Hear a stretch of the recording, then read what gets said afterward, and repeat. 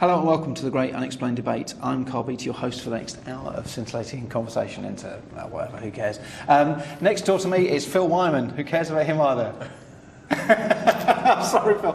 I've started this really badly and I can't help it. No, I'm used to it. It's not that I don't care. I do care. It is. I do care. You do not care. Just not about you. No.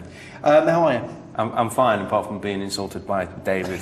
I'm going to go into that. In a minute before we start. But I'm going to go to the far end to a new face to us, but a man known by many, many hundreds of thousands of people. Roy Basnett, how are you? I'm very good indeed. Thanks for inviting so very me much. down. Well, thank you for coming in because I know that you're very busy, and I really do appreciate you coming down. I listen to your radio show a lot, and it's one of my favourites. I know when we came up to Liverpool to the live earlier in the year. Yeah. Thank you for all your support. No, brilliant. anytime, it's really a great subject. I'm always more than happy to be behind it. No, I really do appreciate it. And as it's David Hugo Ball week, right. In between, I was going to say the rose between two thorns, but it's not, is it? No, thanks. No. Anyway, David, how are you? I'm fine, thank you very much. It's nice to see Roy here. I first met Roy at Red Rose Radio many years ago. A haunted establishment in my Is it haunted? well, yeah. And I went and I explained many things to Roy which totally blew his head up. He couldn't accept many of them. But it's come back. But I left the information and the knowledge, and he's now learned, he's now picked it up, and he's followed on through.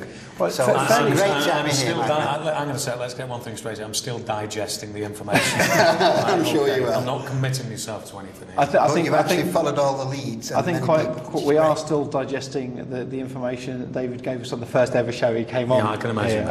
Now, obviously, quite controversial, David. He started today really well. He sat down next to Phil, and Phil said something to him.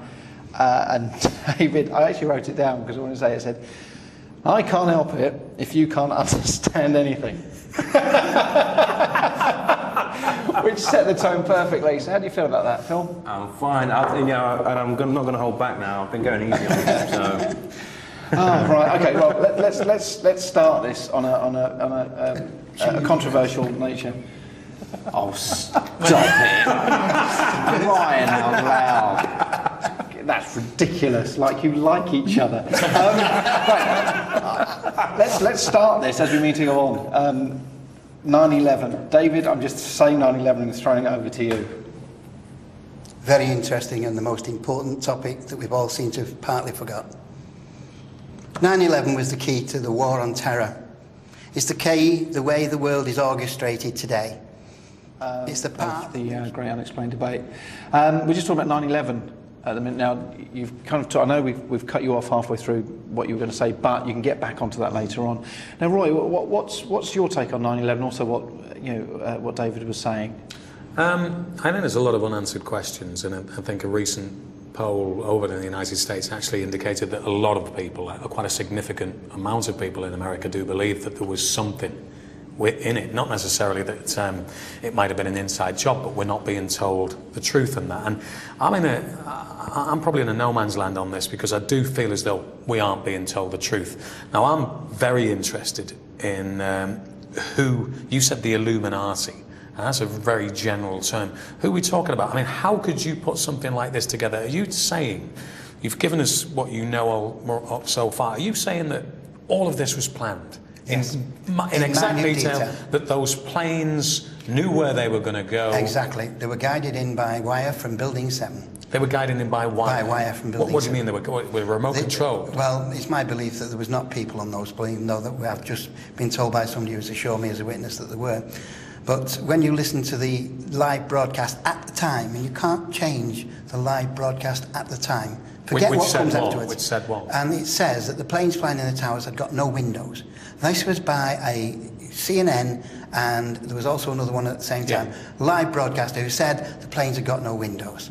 Okay, they flew into the side. There were women screaming on the side, "It's not an American Airlines plane." I've heard these things. These were people at the time, filmed at the time, and broadcast live at the time. Yep. And we know that there's an anomaly on the bottom of the plane.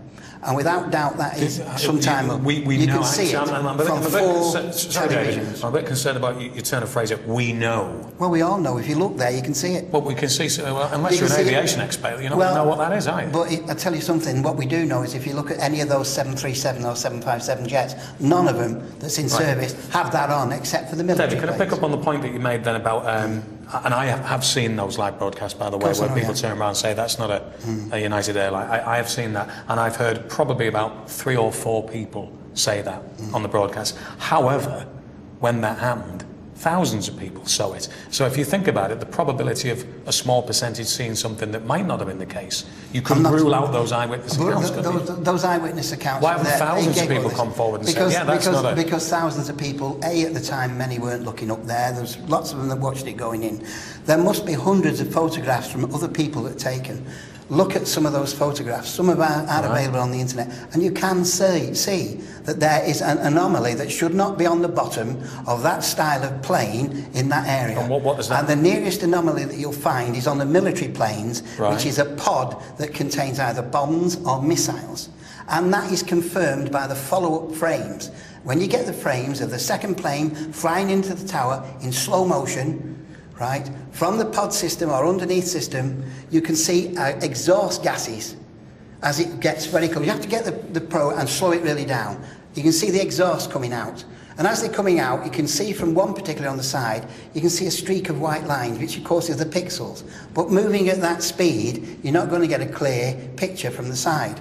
But you do see the flash as the item strikes the building before the plane does and separate to the plane. Which can you clearly see this? You can clearly see it's Dave von Kleist, guy that I've interviewed a number of times, who had the documentary In Plain Sight out. This is a theory that he has championed for a while, actually, and recently, I think it was the Discovery Channel actually did a thing about it where they kind of contemplated what that might actually be, and basically just minuscule seconds before the impact, there is a flash on both the times when first and second. But the one thing I've just got to pick up on this, because you're saying effectively that the planes that flew into the tower were not United Airlines planes, and they look significantly different. Here's where it falls down for me, David, because if you've got a government, if you like, or above governments, that have gone into great detail to carry this out, surely the slight detail of making the plane look real would be an important factor to why use a plane that isn't a United plane?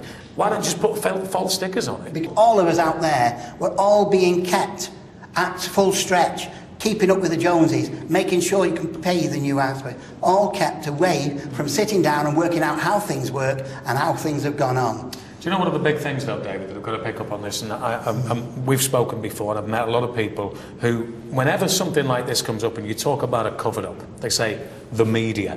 Well, you're using the media rather a lot here in order to get your message out. Nobody's censoring you at the moment, and you've been on my radio show, I've never censored you. So how can you turn around and say all of the media are involved in this? Because if this were the case, you wouldn't see the light of day, would you? No, the comments that we say, I did say this earlier on, and we explained it earlier on, that there's certain cases where if you're not creating a problem and you're on the lower levels, they'll tolerate some. The moment you start to create a big problem that gets a big response, and they're fighting a losing battle now. David, the one of the things you're talking about, this control thing, and I know where you're coming from. There is this idea that we're all under control of a lot of other big, huge organisations, or the Illuminati, or whoever they are. But I know from City Talk, and I've listened to your show a great deal, and I know you don't censor anything. You get there and you let people say, and that's one of the wonderful things about your discussions you have on there. You let people say exactly what they want to say, and obviously we all have to have this problem where the legal issues come from that. But that's something you have to fight afterwards. And I think it's very easy for people to say the media's, to a point, some of the media would be is controlled. But I think generally the media isn't, until